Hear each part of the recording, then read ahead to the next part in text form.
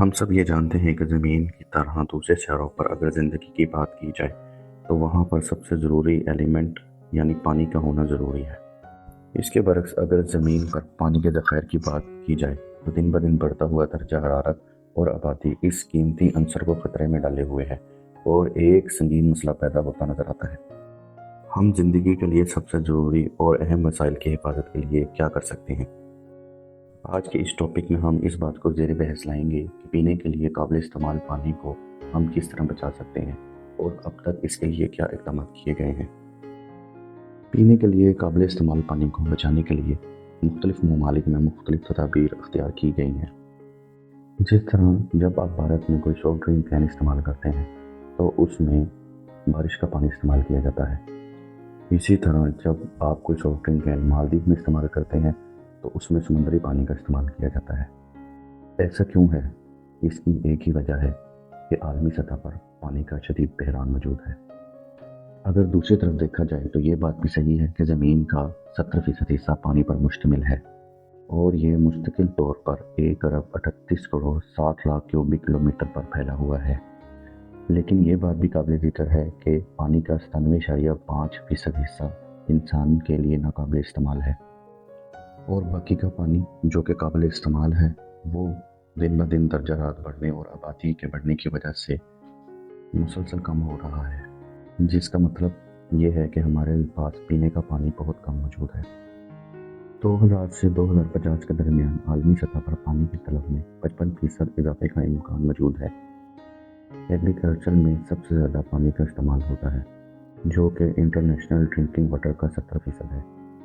دن بدن بڑھتی ہوئی آبادی کو کھلانے کے لیے 2035 تک خوراک کی پیداوار میں 69% اضافہ کرنا پڑے گا۔ اسی طرح دوسرے توانائی کے کاموں میں بھی 20% اضافہ متوقع ہے۔ عام الفاظ میں اگر بات کی جائے تو آنے والے وقتوں میں ہمیں شدید پانی کی قلت کا سامنا کرنا پڑ سکتا ہے۔ ناسا کی سربراہی میں ہونے والی ایک تحقیق کے مطابق اس وقت دنیا بھر کے میٹھے پانی کے بہت سے ذرائع کو دوبارہ بھرنے کی بجائے اس سے زیادہ استعمال کیا جا رہا ہے۔ دنیا میں بڑے آبی ذخائر تیزی سے کم ہو رہے ہیں۔ ایک تحقیق کے مطابق ہمارے پاس 37 میں سے 21 آبی ذخائر باقی بچے ہیں۔ بڑھتی ہوئی آبادی اور ایگریکلچر کی وجہ سے دنیا کے تمام حصوں میں پانی کے ذخائر کم ہو رہے ہیں۔ سائنٹیفک ریسرچ کے مطابق دنیا میں پانی کی سطح تیزی سے گر رہی ہے۔ دوسری جانب بارش اور سیلاب آبی ذخائر کی کمی کو کچھ حد تک تو پورا کر سکتے ہیں، مگر اس سے زیادہ ایگریکلچر کو نقصان ہونے کا خدشہ ہوتا ہے۔ کیلیفورنیا میں بھی ایک ایسا واقعہ پیش آیا تھا۔ 2011 سے 2016 تک کیلیفورنیا کو 1200 سال کی تاریخ کا بدترین خشک سالی کا سامنا کرنا پڑا تھا۔ اس کے آبی ذخائر سالانہ 16 ملین ایکڑ فٹ کی مجموعی شرح سے کم ہو رہے تھے اور تقریباً 1900 کنویں خشک ہو گئے تھے۔ سائنسدانوں کا کہنا ہے کہ خوش قسمتی سے 2017 کے پہلے 3 ماہ میں موسمیاتی تبدیلیوں کی وجہ سے بارشیں معمول کی سطح سے 228% زیادہ ہوئیں، جس کی وجہ سے صرف 2 ماہ میں گنجائش 41% سے بڑھ کے 101% ہو گئی تھی، جس کی وجہ سے ڈیم بھی بنے تھے۔ لیکن پھر بھی جب تک کیلیفورنیا کی خشک سالی ختم ہوئی تب بھی اس کے آبی ذخائر کو بھرا نہیں جا سکتا تھا۔ ناسا کی تحقیق کے مطابق اگر کیلیفورنیا میں 4 سال اور سے زیادہ بارش ہوں تب آبی ذخائر بھرنے کا امکان موجود ہے۔ اس کے باوجود بھی کیلیفورنیا اب تک پانی کو کم کر رہا ہے کیونکہ ان کے پاس اتنا پانی نہیں ہے کہ وہ تمام چیزیں کر سکیں۔ کچھ لوگوں کا خیال ہے کہ دنیا بھر میں پانی کی بڑھتی ہوئی قلت جنگوں کا باعث بنے گی۔ شام میں موجودہ خانہ جنگی کو مثال کے طور پر پیش کیا جاتا ہے۔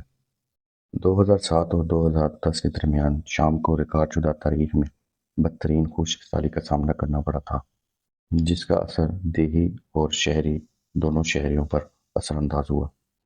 یہ سب کچھ ایک ڈارک فیوچر کی طرف اشارہ کرتا ہے، لیکن کچھ ممالک نے اس کا حل تلاش کر لیا ہے اور دوسرے ممالک بھی ان سے رہنمائی حاصل کر سکتے ہیں۔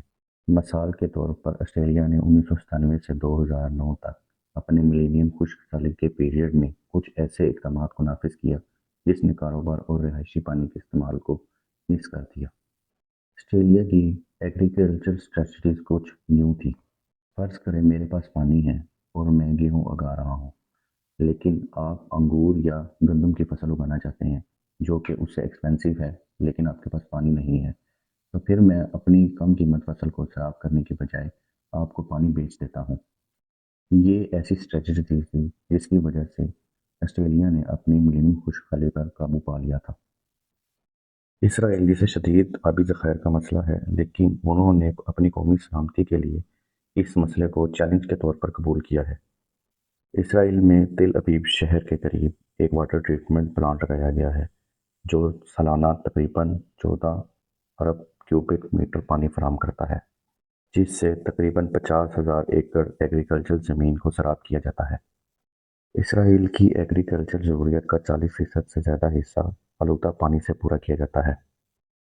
فضلے اور گندے پانی کو ایک پلانٹ میں بھیجا جاتا ہے جہاں سے میتھن گیس پیدا کی جاتی ہے۔ کئی ریسرچر کا کہنا ہے کہ اگر اسرائیل ایسا کر سکتا ہے جو کہ ایک ریگستان میں واقع ہے، تو پھر صحیح ٹیکنالوجی اور معاشی وسائل کے استعمال کرتے ہوئے دوسرے ممالک بھی ایسا کر سکتے ہیں۔ اس سے بھی زیادہ قابل تعریف بات یہ ہے کہ اسرائیل واٹر ٹریٹمنٹ سسٹم کے ذریعے نالی میں جانے والے پانی کے 86% حصے کو دوبارہ ری سائیکل کرتا ہے، جبکہ سب سے زیادہ کارکردگی دکھانے والا ملک اسپین صرف 19% پانی کو ری سائیکل کرتا ہے۔ اسرائیل اپنی جدید ٹیکنالوجی کے باعث سمندری پانی کو پینے کے قابل بنانے میں بھی سب سے آگے ہے۔ یہ ٹیکنالوجیز دنیا کو پانی کے بحران سے نکلنے کے لیے مدد تو کر سکتی ہیں، لیکن یہ بہت مہنگے پروجیکٹس ہیں جو کہ ترقی پذیر ممالک افورڈ نہیں کر سکتے۔ اس کا ایک اور آسان حل بارش کے پانی کو اکٹھا کرنا ہے۔ ایک خیال کے مطابق استنبول ترکیہ کے نیچے 527 سے 565 کے درمیان ایک حوض تعمیر کیا گیا جو 80,000 کیوبک میٹر بارش کا پانی ذخیرہ کر سکتا ہے۔ 1,500 سال بعد آج کل کچھ شہر اس کی کاپی کر رہے ہیں۔ میلبورن کا سب سے بڑا storm water harvesting tank 40 lakh litre جزوی طور پر پانی ذخیرہ کر سکتا ہے۔ اسی طرح کیرالا، برمودا اور US ورجن جزائر کو تمام نئی عمارتوں میں بارش کا پانی اکٹھا کرنے کی ضرورت ہے، جبکہ سنگاپور بارش کے پانی کو جمع کرنے کے ذریعے اپنی 30% پانی کی ضروریات کو پورا کرتا ہے۔ یہاں تک کہ انگلینڈ کے شہر مانچسٹر میں بھی، جہاں ہر ماہ اوسطاً 12 دن بارش ہوتی ہے، بارش پر قابو پانے کی کوشش کی جا رہی ہے۔ ان دا اینڈ ہمیں ایک ایسے نظام کی ضرورت ہے جس کی بدولت پانی کے بے دریغ استعمال کو روکا جا سکے اور آبی ذخائر کو بھی بڑھایا جا سکے۔ قابل استعمال پانی کے تحفظ کے لیے ہمیں ایک مؤثر نظام کی ضرورت ہے تاکہ آنے والی نسلوں کو شدید پانی کی قلت سے بچایا جا سکے۔